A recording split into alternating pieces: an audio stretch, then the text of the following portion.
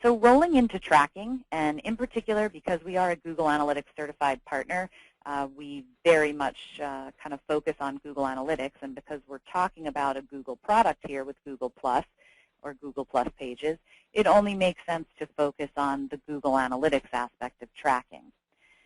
So within social media in particular, let's just speak to Google Plus for now, but I'd like to go, I'd like to hope that you take this away from today's session and use it for all your social media channels. You can control the URL that you are putting out there to your followers or to your streams.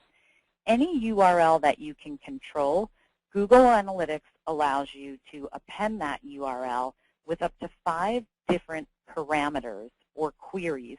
And those parameters or queries are then going to be what reports back in the Google Analytics interface to determine and distinguish where that traffic came from and help you measure and monitor your marketing activities. So these are the 5 different query parameters that Google Analytics allows for, with 3 of them being required: the source, the medium, and the campaign. The bottom 2 are optional and just meant as additional fields to help you track more granularly. Source, medium, and campaign, these are just examples and ideas.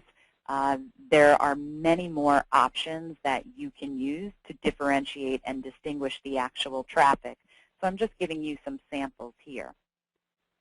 Now here's what it will look like before and then after you append the URL with your query parameters for the sake of quote-unquote tagging that URL.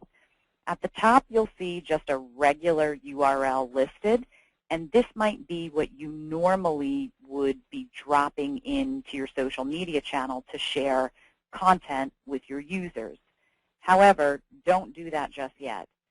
Go ahead and append that URL with these tracking parameters so that you will know exactly where somebody clicked on your link and came to your site from. More importantly, you'll also start to understand what types of content people really enjoy and what types of content is getting you a more engaged user. This will probably be different social media channel by social media channel, which is also important for you to help formulate your content calendar. Since we mentioned earlier, you don't want to just be sharing the same content across all these different channels. So the question mark in red is where that tracking parameter begins, and this end URL, the whole thing underneath after, is what you then would go ahead and drop into your social media channel to share that link with.